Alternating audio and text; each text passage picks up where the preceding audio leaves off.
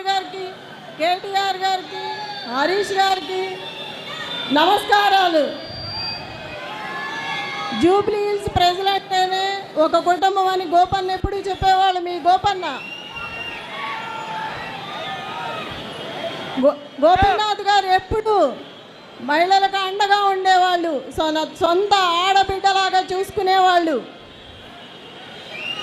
ఏ కష్టం వచ్చినా అర్ధరాత్రి అయినా అపరాత్రి అయినా అన్నా అని పిలిస్తే మీ అందరి మధ్యలోకి వచ్చి నిలబడి సమస్య పరిష్కరించేవాళ్ళు. గోపన్నకి ఎప్పుడు మీ గోపన్నతో మీరు అండగా ఉండి అన్ని సమస్యలు పరిష్కరించుకునేవాళ్ళు. నన్ను కూడా మీ ఇంటి ఆడబిడ్డలా అనుకొని నాకు అండగా ఉండి ముందుకు నడిపించాలని, మీ అండదండలు ఆశీస్సులు ఉండాలని మనసారా కోరుకుంటున్నాను. ఈ కష్ట సమయంలో మీరందరూ నాకు అండగా నిలబడ్డారు. అదే అండగా ఇక ముందు కూడా ఉండాలని కోరుకుంటున్నాను.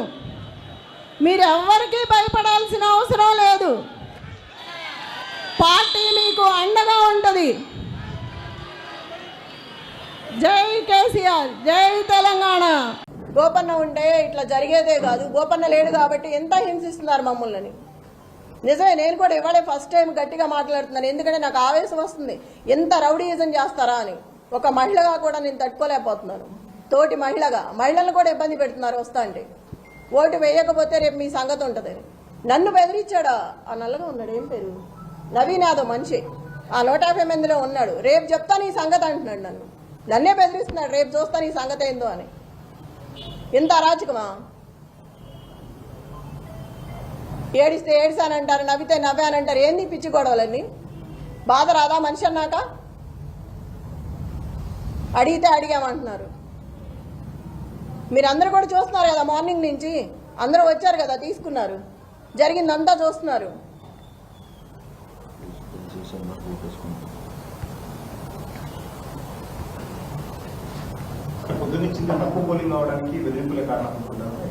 తప్పకుండా ఈ బెదిరింపుల వల్లే జనాలు బయటికి రావట్లేదు. రేపు ఇంటికి వచ్చి ఏం గొడవ చేస్తాడో, మమ్మల్ని బెదిరించి వెళ్ళాడు. ఇప్పుడే రావాలంటే భయంగా ఉంది బయటకు అని చెప్తున్నారు ఒక్కొక్కళ్ళు.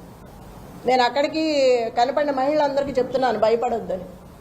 ఎంతమందినని మనం చెప్తాం కదా. ఎంత రౌడీజాన్ని చూసి ఫస్ట్ టైం వాళ్ళు కూడా భయపడుతున్నారు. పిల్లలు ఉంటారు ఇళ్లలో. రేపు మేము ఇట్లా వచ్చామనుకో, వాడు మమ్మల్ని ఏం చేస్తాడో, బయటకు వచ్చి మేము ఓటు కోసం వచ్చినా వద్దన్నా కూడా డబ్బులు పెట్టి వెళ్తున్నాడు ఇంట్లో. ఇప్పుడే పంచారు, 2 సందుల్లో పంచారు. పోలీసులు నుంచోనే ఉన్నారు, ఏం అంటలేదు. మేము వెళ్తే మమ్మల్ని వెళ్ళిపోమని గొడవ చేస్తున్నారు.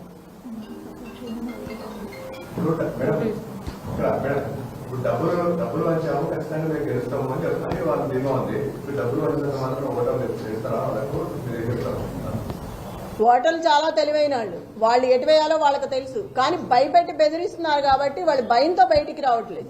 ఇక్కడ డబ్బుల సమస్య కాదు, బెదిరింపు, గోండాయిజం, రౌడీ రాజ్యం, ఇది దానికి భయపడుతున్నారు జనాలు.